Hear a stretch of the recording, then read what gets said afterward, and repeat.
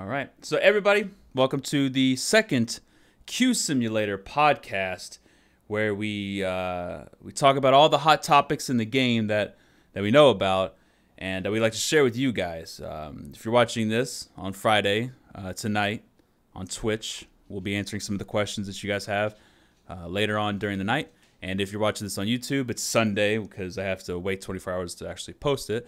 But if you guys are interested in coming and asking Game Addict and I questions, then you can catch us here at 10 p.m. every Friday to ask us whatever you want. So I'm your host, Microwave.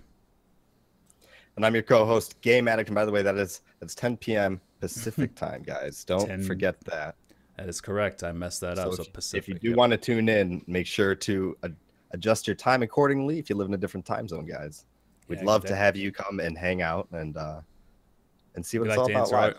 Yeah, because it is definitely different to do all this stuff live, because there's other podcasts out there that, edit stuff in and out. And we like to do it live for you guys.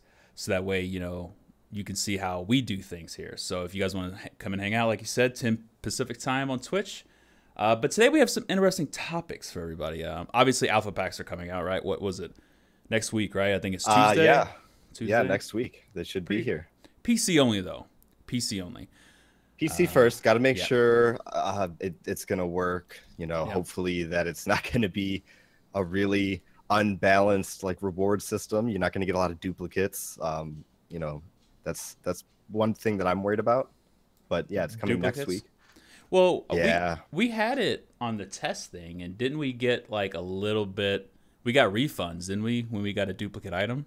Yes, you do get a duplicate. Right. But so once this thing goes live and is large scale, I'm just curious to see how it's really going to act out there. True. And the next thing you know, Montaigne will be taking damage from C4 because you know how that always works out. Sometimes things get shadow buffed or patched. It's kind of weird, off topic, but this just came to me. I forgot. I want to talk about this later. I think the MA70 got a nerf, which we'll talk about a little bit later. Really? That just reminds me. Yeah, I think it did. But go back to the alpha packs. So they're coming out next week. I'm pretty sure Tuesday, because that's when the devs like to release their stuff. Not Monday. Right. That's when all the content usually drops.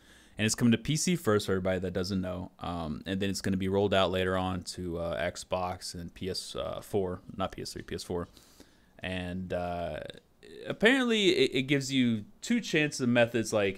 Basically it's a chance roll after winning. And you can only use renown. So you can't buy alpha packs. You can't swipe your credit card. It's not a system where you Overwatch, where you can just say, you know what, I'm going to put $20 into this game and get 50 alpha packs. It's you got to play for it, which is I think really cool. Yeah, I would agree with that. I think that's pretty healthy for the game because there was actually a review guy, worth a buy or worth a sell. Worth a buy, yes. Worth a buy, right? Yeah, he just came out with the video. Was it yesterday or the day before? And I believe it was the day before yesterday. Yeah, it actually sparked up a huge controversy because he was saying that the game is pay to win because you're buying these operators and stuff. You can actually buy everything, but that's not true at all. And it's a misconception, especially with skins. You can't buy very large misconception. You could buy, with the coin Ubisoft points or whatever it's called, R6 coins, but you can't buy renown. You can't do that. It's impossible. So the alpha packs coming to the game and they're renown only, I think that's fantastic because it gives the people that play this game a shit ton. I mean, most of us already have the skins anyways, but it gives us something to buy them, because there's those legendaries. There's that pink one that's coming out. Totally to get that, dude. So they're going to have exclusive alpha pack content, which is something that I think is fantastic. It really is going to drive alpha packs in a positive way. Right. So everybody will be able, one to play on their main accounts or.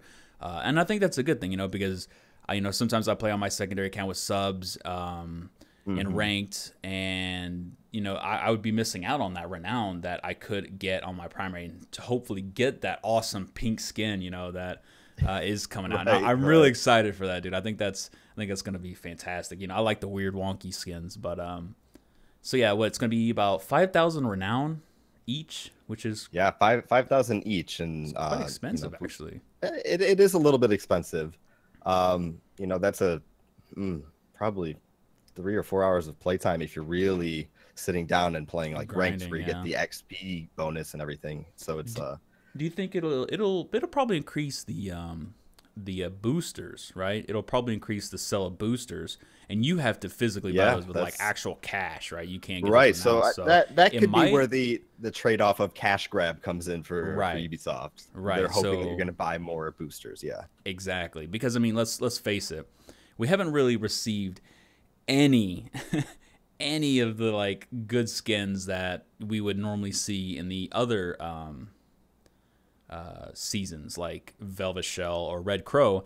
We haven't seen any Operation Health. There's no season specific skins yet, and so maybe that's where all of their time has been invested inside these alpha packs. So that's a really good point. Yeah. Did have something actually, like last week we talked about how they there's some small belief that they kind of dropped the ball and didn't finish the operators in time, so they gave us Operation Health. I guess one small like evidence of that is that there's no seasonal skins, but then again, they could be putting those seasonal skins in alpha packs, but I don't know where the trade-off will come. It's kind of weird though. What do you think about that? So I mean, that's kind of the thing. Like if there's no seasonal skins, which, let's say it does take a good chunk of time to develop a good proper representation of a seasonal skin or what you want it to look like. They have like 20 different legendary skins that are exclusive to alpha packs. I mean, that's a lot of time that they've put into this. So is it 20? I think it's 30. It's 30. It's 30. 30. I'm reading it. Yeah, it's 30. Sorry. So I was even 10 more than that, right? Yeah. Yeah, even 10 more than that. I'm okay with not having like a seasonal skin if there's a trade-off for that. I mean, this is exciting. It's the chance to get new stuff. So if you have a lot of renown, if you've been playing this game for a long time and you have a lot of these skins, it's exciting. It's a chance. It's a little gamble. It's that feeling. It's that excitement. I think it's good. It's healthy for the game. And that is always exciting, especially with because like I come from Hearthstone. I played Hearthstone a lot back when it was brand new and all this stuff. And opening that pack and seeing that little shimmer of that gold or that yellowish tint, and you're like, oh, I got a legendary, like, oh, I'm so happy. Right. That is going to be very, very nice. And I think that, unfortunately, I guess it does bring a little gambling into the game, but I do like how they make it to where it doesn't cost physical money, because a problem that does strike people of any age is gambling. You've got this online gambling. You've got we just had the CSGO fiasco like 6 months ago. Right. And I could probably see them being like, we don't want any part of that crap, because that's just this giant plague, right? But you also, you're inviting gambling into the game, but it's limited. And I think that's a really good thing that Ubisoft is doing. You can't physically buy them with real life money, because it would just, some people would steal their mom's credit cards, or the younger group, or maybe there's some people that don't have the they have the compulsiveness to spend it, so they get that pink skin, or they get those legendaries, right? So I'm really excited that they're only doing it for renown, because again, that could drive a little hidden problem within the game. So absolutely. I mean, there's always that reward system. I think a lot of gamers kind of function off a reward system, whatever it may be, whatever type of game you play, whether it's to win and you like that little boost of confidence after every win, or after every wall bang, after every headshot. I think that packs or chests or whatever it is that you can open always drives players coming back. Right, because it's something it's something new, and it's something refreshing within the game. But I'm pretty excited for alpha packs. It's that whole I mean, it's just that whole that reward system. Once you get that one thing, like I can tell you, I won one knife out of a CSGO crate. It was fantastic. I bet it was exciting. Right? It was super exciting. Yeah, it was that feeling of like, holy shit, I can't believe this just happened.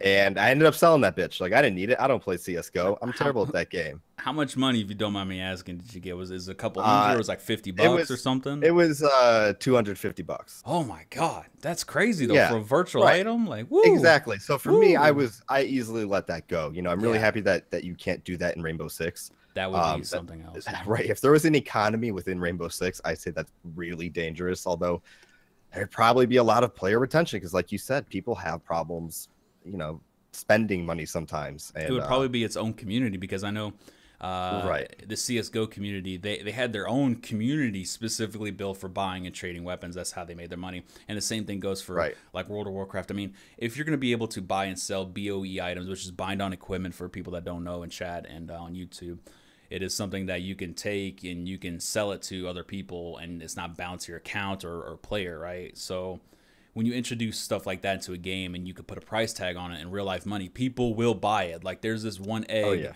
in an MMORPG game where no one knows what this egg does, but it's sold for like $100,000 because there's only one, and the developers won't say what this egg is supposed to do when it hatches, and it's not been hatched for like years, so no one knows what it's supposed to do.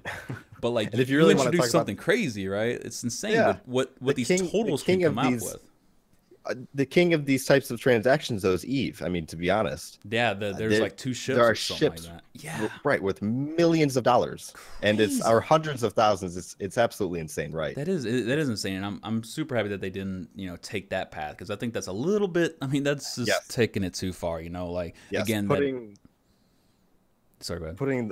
No, I'm just saying putting those real life prices, introducing real life economy into a game like that can really hurt it. I think it's just it's going to ruin that community. So the fact that they have renown, I think, is a fantastic thing.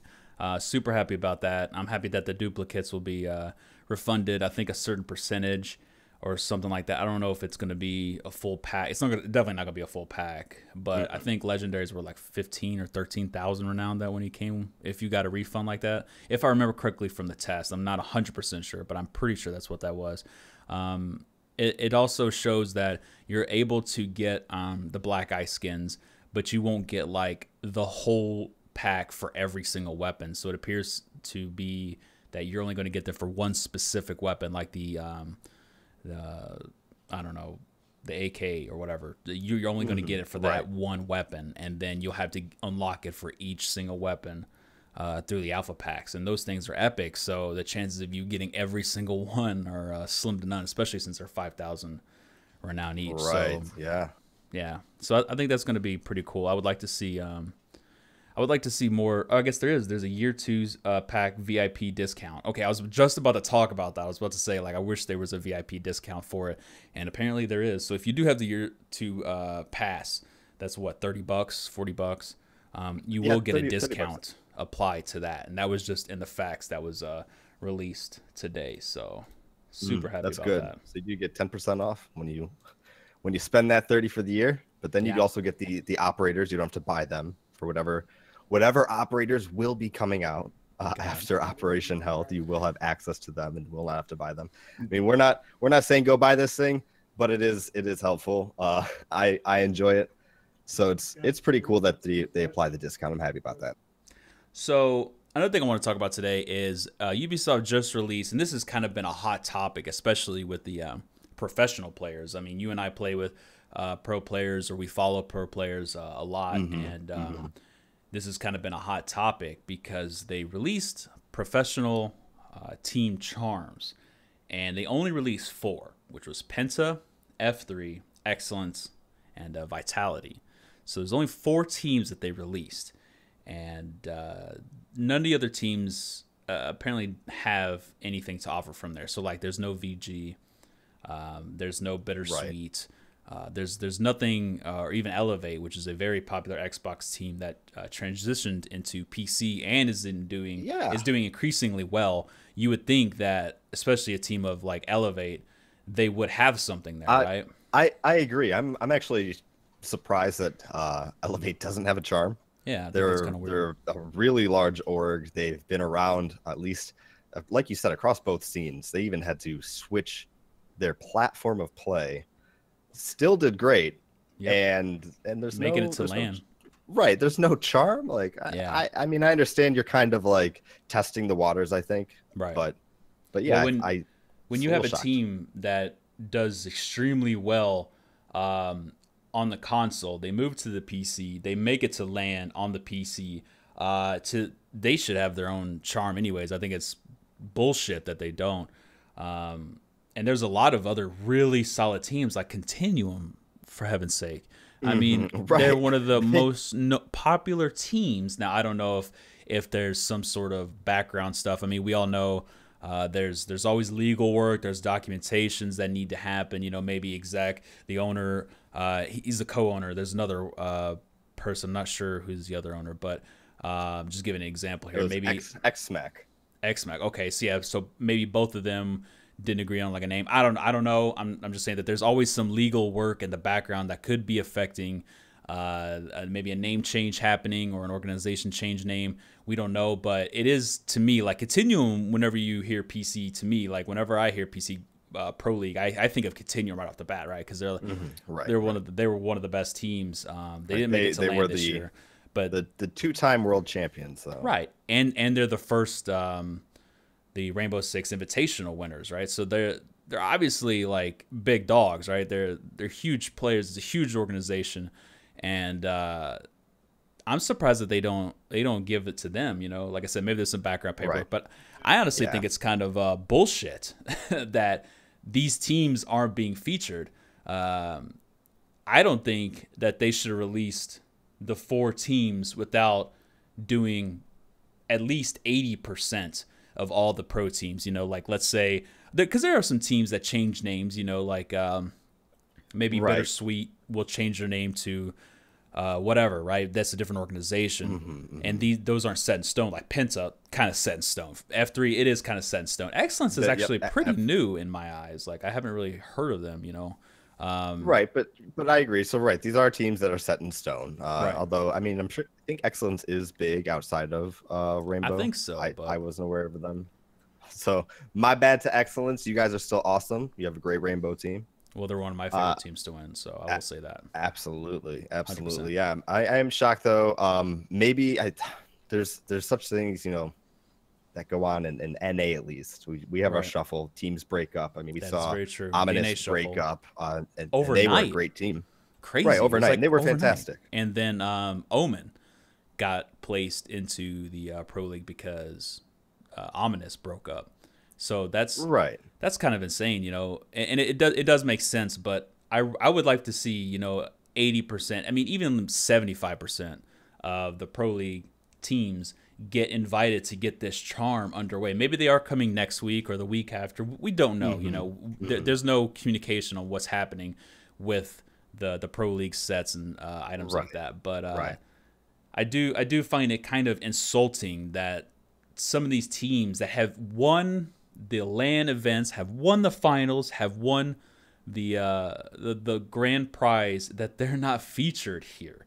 And Playing Ducks being my favorite EU team, hands down. Great guys. I'm surprised that they don't have anything like that. You know, they've made it to the finals. They didn't win, but they should definitely have something. They're a staple in the EU community as a team. Like if you've ever watched it, of course you have, but for the people that are tuning into it now, like if you haven't been to or seen a Pro League game, like Playing Ducks, as soon as they hit the stage or as soon as they hit on the boards, dude, the chat just fills up with, you know, the Ducks, and I'm surprised that they don't have it. Like I said, I find it kind of insulting to other players, you know. Right, other players and other orgs, yeah. Yeah, so hopefully we do see something coming along down the pipe works. I mean, personally, I'd like to see a VG one. I mean, then I might buy it, but until they get most of the players, I don't think I'm going to be buying one. Just because, you know, I guess it's kind of petty a little bit, but that's just my personal belief. I'm not going to be buying them until most of them, you know. But if you love F3, if you love Penta, if you love Excellence and Vitality, then go ahead, support them, get their charm, show off how much you love them. We actually saw F3 charm yesterday. Was it, who was it? Was it Bittersweet or no? It was one of the teams. Millennium. I think it was Millennium had an F3 charm. Was it Millennium? Yeah. I'm pretty sure it was Millennium that had an F3 charm. I don't recall who had it. Well, somebody had an F3 charm in EU, which is crazy. Nice it is very nice to see that cross, help, because you do. I mean, everybody's in the same thing. Whether you're an EU fan or you're an NA fan, you all want to see the pro scene go. You want to see it get big. You want to see them, fight for bigger prize pools, because bigger prize pools do bring in more players. Oh, and there's another thing so we just talked about the pro charms. Let me, this is kind of on the side here, but they just increased the prize pool to 1.25 million, I think, for the total year of year 2. What are your thoughts on that, of increasing the prize pool? I think they increased it by 500,000. I think it's fantastic. I think it puts a lot of incentive for players to actually want to join and play in the Pro League. I think it's really healthy for the Pro League to grow and to possibly branch out. I know that we're going to talk about that later, but it's always good, because if your players don't want to play, right, if there's no prize money, your players won't come back, right? There's basically no point. You're going to go to a job and do it for free then. So yeah, I mean, you kind of do it as a hobby, which is fantastic, but if you're playing, like, we were talking with KingGeorge yesterday live on stream, and he mentioned that he scrims like 5 hours a day. Now, even if you're scrimming 2 to 3 hours a day, you're playing at a high competitive level against other pro teams. That's a dedication thing. Like, you can't even show anybody that. You can't record any of that. You can, but you can't. Nope. You're not going to show it to anybody because that reveals your strategy. Right. And you may show it to your teammates. Yeah, exactly. But you're not going to be doing much out of it. So you're basically trying to, increase your skill, and you're doing this daily. You're honing in your strategies every single day. And you're maybe like I think first place was like 100,000. You split that like 5 ways. That's 20,000 minus taxes, minus the cuts that the organization gets. Man, you're looking at like 10 grand for something that you've put in so many hours with. Now that may be a lot of money for some individuals. There's nothing wrong with that. I mean, $10,000 is a shit ton of money. Don't get me wrong, but in the world of esports, it is not. It's nothing, right? It's Dota really just not. Hit $20 million prize pool, and their entire system runs off of selling in-game items, guys. Right. So you buy an item for $10. The players get half of that towards the prize pool. Right. So $5 automatically goes to that. And then further, if you want to buy other things that go towards that, enhancing it in other ways, just keeps going. Half of that keeps going to the player's prize pool. So it's basically all player funded. It's an amazing system because it just shows how dedicated that community is. And I know that they are millions of players strong as a community, but if you kind of introduce something like that to your scene, to your esports, whatever it may be, I think there's a big chance to grow, because it's really going to show. I mean, charms, we've already seen some people across the world using American ones, so which is insane. Right. I mean, clearly there's a demand for it. And, and if the community had access to actually help grow that pool, I'm sure they'd love to. Right. Since we're on the topic of increasing this stuff, like we talked about Dota having $20 million prize pool. They increased it by 500,000. I'm really excited about that. I think that's great news. I would love to see more. I would love to see more crowd-funded pro league stuff, because then we would get crazy big teams, maybe like C9 and some of the other Virtus Pro and all them big teams out there that are huge, because they look at it like a business, right? Absolutely. If they see a profit to be made, they will bring players here, and it would increase. Like, let's say C9 has its own following itself. Like, I follow C9, I follow the Hearthstone League because I enjoy that game. I don't really play Hearthstone, but I do like the players. And if they were to bring their people over, it would blow up even more. Now, that's just one organization. Right. You're spanning this over every single organization to compete with CS:GO. So increasing the prize pool will definitely increase the esports scene. It'll help our pros, because right now they're getting paid pennies on the dollar. I was trying to make a point earlier, trying to say that if you're a hardworking American, most of the time you'll earn anywhere between 30,000 to 80,000, whatever it is. But I mean, playing a game 5-6 hours a day, on top of living your life and working, because that's not your full-time job, is to be a pro, because you can't make it being a full-time pro. Right. Unless somebody's physically paying you. Right. At least you could not, especially at the beginning of this game, the launch of this game, and the first few seasons of this game, when there wasn't really a prize pool. They're still kind of figuring things out. So it's nice that we're seeing this increase over time, at least with these tournaments that are going to be coming up over the year, over season 2. Right. I'm happy for it, yeah. And another neat thing that when you do increase the prize pool and you do increase, you bring more players to the game, the pro players that have been playing CS:GO for years, you bring them more over. What people don't understand is that the pros actually help define the meta.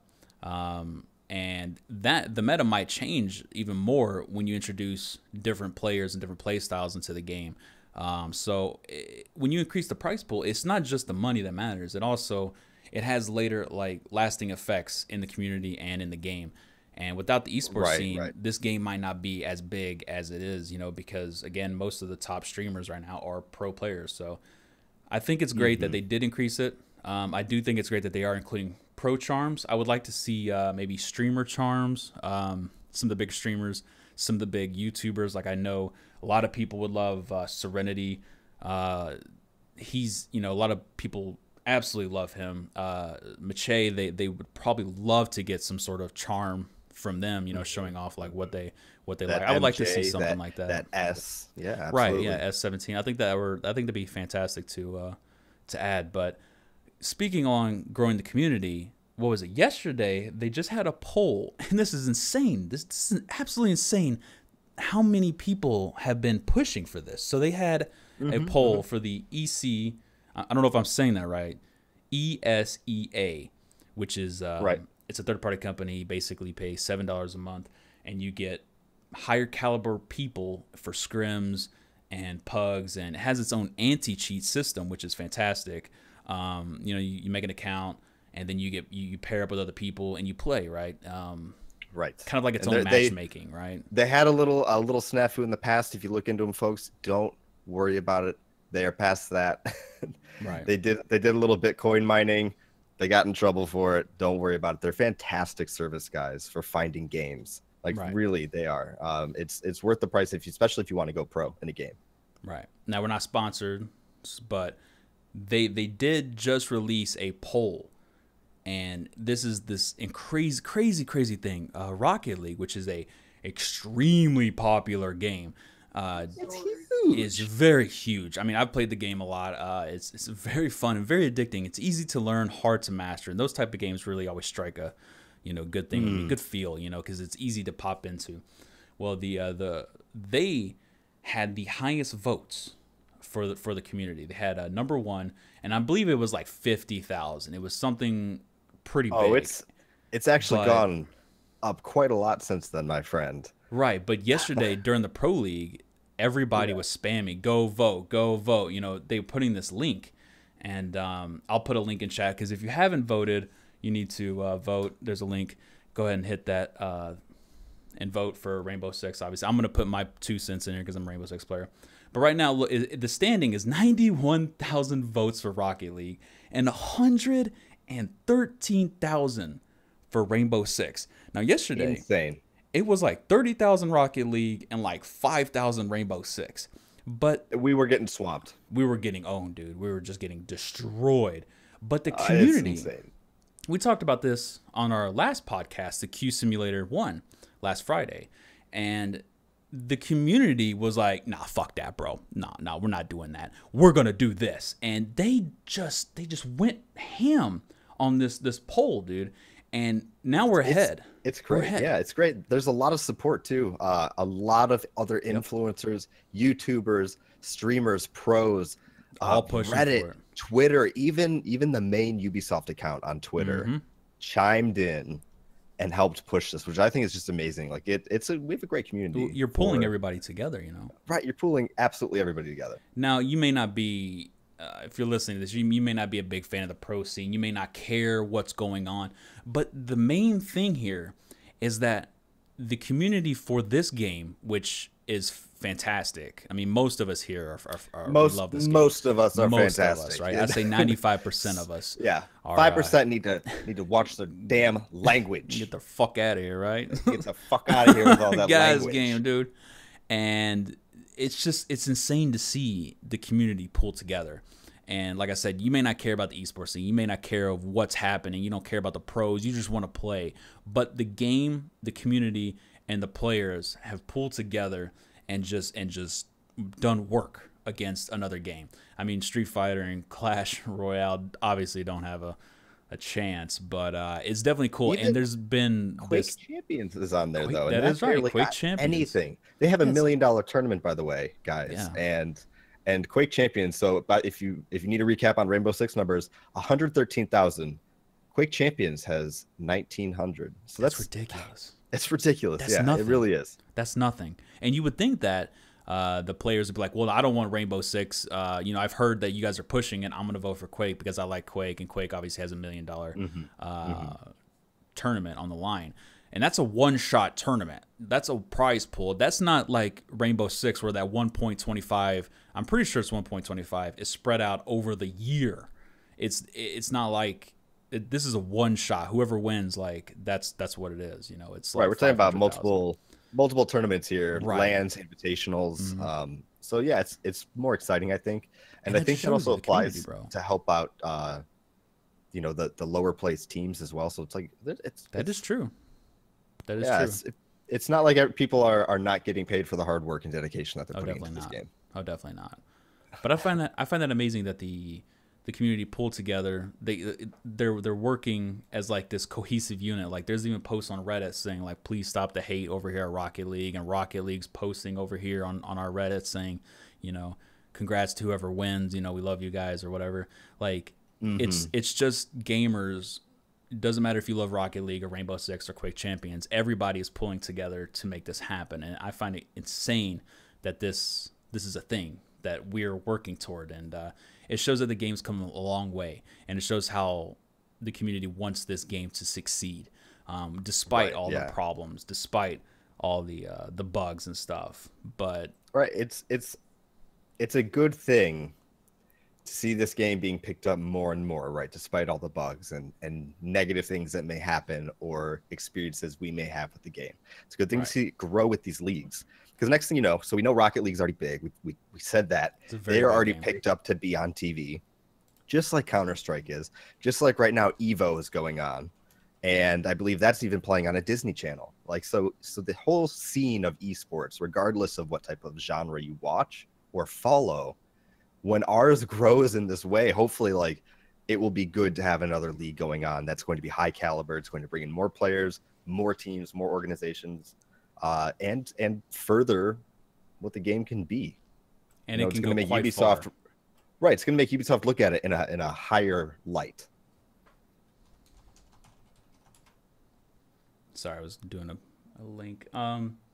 So another thing I'd like to talk about, we lightly touched on earlier, is that Hibana just got a bug. We talked about last Q Simulator. Apparently, there's more problems with Hibana now also. They're activating. But yesterday on my stream, I had multiple instances of Hibana and her Kairos pellets. I know you've seen an issue, and you've talked with a pro player, KingGeorge. You can find him on the stream. I'll put a link in chat, and I'll put a link on YouTube. Since we mentioned him twice now, he had you could talk about that, but the problem that I had was that the pellets were not sticking to the wall. There was multiple cases, and I'm firing it. I'm close, and I went far to test it out, and they weren't sticking. They were bouncing off of them, and it was a problem because I couldn't get into the hole. Like I had to set multiple Kairos just for one prone hole. Now, if you guys don't know, you can make a prone hole by one charge. You just shoot it at the very bottom, and you can crawl in. You can go inside wherever you need to go. But I had to use all three to get one crawl hole. Insane. That's absolutely insane. That is insane. Because I had rather different experiences with Hibana yesterday when I played with her. Right. Why don't you talk about them? Right. So that's just so interesting because I didn't have really any problems with pellets sticking. Like I had some pretty good shots. They just went on and I could activate them until it got to the third charge. And I guess you didn't experience any of this, but George and myself, KingGeorge and myself did. And so what happens is after you fire your last Kairos pellets, it automatically switches to your primary weapon. So what this means is then you have to switch back to your launcher and reactivate the pellets. So I mean, right, that's a lot of time. It's just a lot of time to not have your weapon out as well. So if you get rushed in that time, you know, before, if you just activated it, switch, you're pretty much good. You're good to go. You can cover yourself. It makes it so much easier. Yeah. Well, I haven't experienced any of the stops lately, but I find it annoying. And we went frame by frame the other night, and you can clearly see it hit the wall and it bounced right the hell off. And it wasn't because we looked at them in slow-mo frame by frame, and you can see that some of them overlap. Like they completely overlap, 100% almost. And well, not per se 100%. Let me probably say about 60%. Clarify myself. 60% were overlapped, right on top of each other, and the other two on the sides just bounced off. It went right off into the floor, and you can actually see them, the little red pellets on the floor. They didn't even attach themselves to the floor. They just bounced off like nothing ever happened. And I don't know if that's a thing that they know about. Obviously, I probably should tweet that out and let them know what's going on. But that is something that is a problem to me, because they just patched that out. So it's like, hey, we're gonna fix Hibana, and we already have 2 issues that we've seen within the first 2 days of it being released. Like, what, did you not test so this? maybe you know, because they said they switched priority of her net objects over to host, I believe, right? So everything before, when it wasn't sticking or it wasn't activating, it's because it was server side. The server didn't see you launch it there, or it didn't calculate it, because it's so host they said now. they switched. Right, they said they switched it to host. I'm just wondering if, because the servers still haven't been updated or upgraded, if there's still some problems with server host communication on where these pellets are actually landing. Right, because they did say that in the Operation Health that they were going to increase the servers. And I don't know if that's going to be server latency, or if that's going to be server locations, because I know sometimes when you're playing, you know, on East Coast, your ping will be 180, but then the next game it'll be 120. So that's just showing like there's different locations that they're putting you into the East Coast. So maybe you're right. Maybe that is a problem. That is host. I don't know, but it's a problem. Right, and so it's costing me vital time. They need to fix it. Yeah, right? Absolutely. Yeah, and well, because if we have problems with hit reg, and we have problems, they say that's server based with the hit reg, right? I mean, yeah, it's going to be annoying until they get that totally figured out. It's not completely game breaking. It does get me killed sometimes. I do get upset at it, but if there's a problem there, I wouldn't be surprised if Hibana experiences something similar to how hit reg works with her pellets and objects. Yeah, I think that is something that needs to be revisited. I don't think that this patch is the final patch. Hopefully it's not. No. If it is, we probably need to complain about it, you know, even more so. Right. This is our second podcast, and both of the times we've brought up Hibana and we've brought up hit reg, because we both know, or both right now are kind of in a weird state. It works for some, it doesn't work for all. But I also think that it's a little bit different, because maybe it's most of it, especially the hit reg problems, since I've seen, are on PC. Now, I know there's problems on the console, but I experience, and I'm getting a lot of tweets every day saying, watch this, and most of those are PC. I don't know if it's going to be a console thing. Like, it could be both, but like I feel like the game does better on the console, and I feel like the game is so fast-paced on the PC that the server just can't keep up sometimes. Like, you see some insane flicks. Like, there's a really good YouTuber named Noted. I'll put a link in the description below for on YouTube. Sunday, you can check that out. He gets some insane flicks. Like, I'm surprised that the server can even keep up with them sometimes. You know, Skittlz too. Right. They've got these insane movements that you cannot replicate on the console. There's just no way. I mean, it's instantaneous. It's like an aimbot, right? So absolutely. So I wonder if there's some sort of PC console problem where it happens on the PC, but it doesn't happen on the console, and vice versa. You know what I mean? But they got their hands full. They have to make it work on all 3 platforms. You know? Yeah. And that can be a grueling task. So I think it's great that they're doing the buffs, patches, and stuff first on the PC and later on the console. So I think that's great that they're doing that. But so I think that's pretty much it for today on everybody's topics that we have this week. We'll be here Friday at 10 p.m. Pacific time. If you guys want to have questions, or you want to ask some of the questions for us, You can tweet us out, or you can come by on Twitch chat, which we're live right now. Everything will be posted on YouTube. So if you're watching this now on YouTube, this happened Friday. So go ahead, come on over, see what's up, talk to me in game. We'll be answering everything. We're going to move to Twitch chat conversation, see what they have for us. And with that, I'm Microwave. I hope you guys enjoyed it. And GameAddicts, you want to say anything? You want to close it off? Yeah. Stay gravy, guys. Stay gravy. Lots of gravy, guys. So with that, YouTube, we will see you next Sunday. Come on, swing by. If not, then we'll upload it for your viewing pleasure. So take it easy.